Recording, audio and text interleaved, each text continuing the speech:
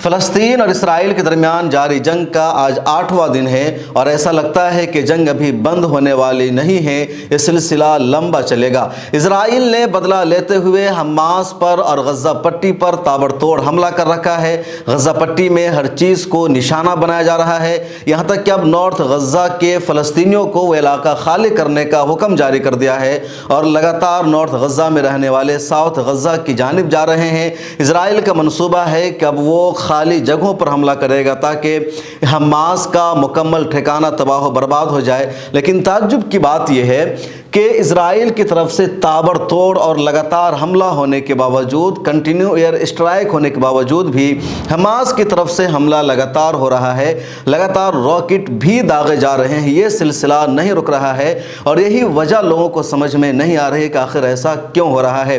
اسرائیل نے غزہ پٹی پر حملہ کر کے اب تک 1900 فلسطینیوں کو شہید کر دیا ہے، جس میں 600 سے زائد بچے شامل ہیں، 300 سے زیادہ خواتین شامل ہیں اور 6-7 ہزار سے زیادہ زخمی ہو چکے ہیں۔ تقریباً 4 لاکھ فلسطینی بے گھر ہو چکے ہیں، یعنی ان کا گھر تباہ و برباد ہو گیا ہے اسرائیل کے ایئر اسٹرائک میں۔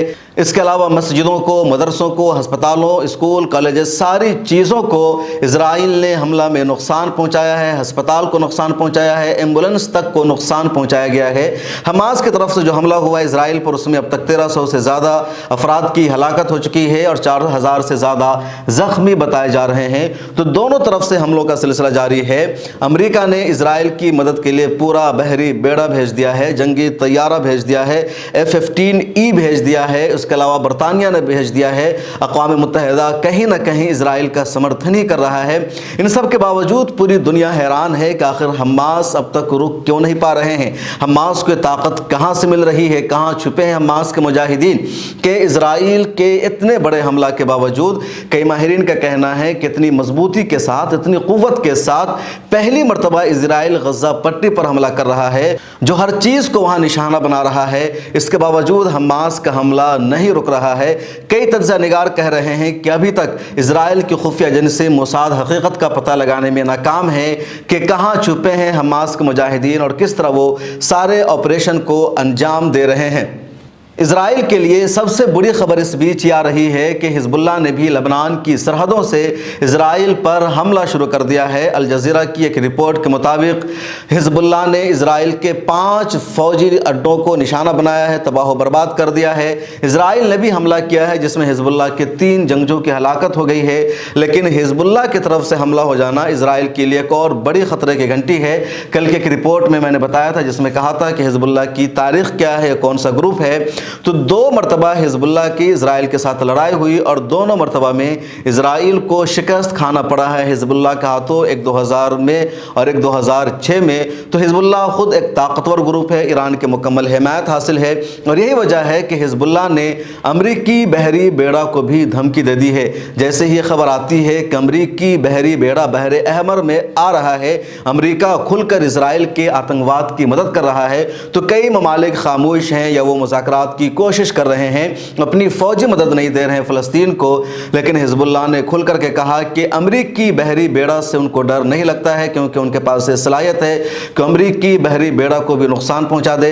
ایک رپورٹ کے مطابق حزب اللہ کے پاس ایک ایسا میزائل ہے جس کی رینج 300 کلومیٹر تک ہے اور اس کی وجہ سے وہ بحر احمر میں موجود امریکی بحری بیڑا کو بھی نقصان پہنچا سکتا ہے۔ تو بھلے ہی امریکہ اپنی جنگی طیاروں کو وہاں بھیج دیا ہے، وہ لبنان پر حملہ کرنے کی صلاحیت رکھتا ہے، غزہ پٹی پر ہونے والے حملہ میں وہ اسرائیلی فوجی کی مدد کرے گا، لیکن کہیں نہ کہیں حزب اللہ بھی امریکی فوج کو نقصان پہنچا سکتا ہے۔ یہی وجہ ہے کہ حزب اللہ کے سیکریٹری جنرل حسن نصر اللہ کا یہ بیان سامنے آیا ہے کہ ہم اپنے اتحادی حماس کے ساتھ کھڑے ہیں اور ان کا ساتھ ہر وقت دیں گے، ضرورت پڑے گی تو حزب اللہ پوری قوت کے ساتھ اسرائیل پر حملہ کرے گا۔ اب سوال یہ ہے کہ حزب اللہ کا حملہ اسرائیل پر کب ہوگا؟ اس حوالے سے کچھ تجزیہ نگاروں کا یہ ماننا ہے کہ اسرائیل غزہ پٹی پر زمینی حملہ کی پلاننگ کر رہا ہے، لیکن اسرائیل اس میں ٹال مٹول بھی کر رہا ہے، سوچ رہا ہے، دھمکانے کی کوشش کر رہا ہے، کیونکہ اسرائیل کو یہ ڈر ستا رہا ہے کہ جیسے ہی اس نے غزہ پٹی پر زمینی حملہ کر دیا تو ادھر سے اگر حزب اللہ کی فوج نے، اس کی آرمی نے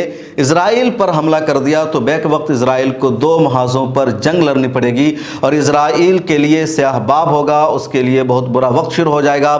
اس لیے اسرائیل بھی کہیں نہ کہیں حزب اللہ سے ڈر رہا ہے، خوف کھا رہا ہے، اور وہ فلسطینیوں پر، غزہ پٹی کی عوام پر دباؤ بنا رہا ہے۔ تو حزب اللہ نے واضح کر دیا ہے کہ وہ مناسب وقت پر اسرائیل پر حملہ کرنے کے لیے سوچ رکھا ہے۔ آگے دیکھیے کیا ہوتا ہے۔ دنیا کے مسلم ممالک بھی متحرک اور فعال نظر آ رہے ہیں۔ آگے دیکھیے یہ معاملہ کہاں تک جاتا ہے، کس کا زیادہ نقصان ہوتا ہے، اور کیا فلسطین کو ایک آزاد ریاست کا درجہ مل پاتا ہے، یا پھر یہ سلسلہ اور آگے بڑھے گا، فلسطینیوں کی آزادی کا خواب ابھی شرمندہ تعبیر نہیں ہو پائے گا۔ ملت ٹائمز کو آپ کی ضرورت ہے، ہماری آپ مالی مدد کریں۔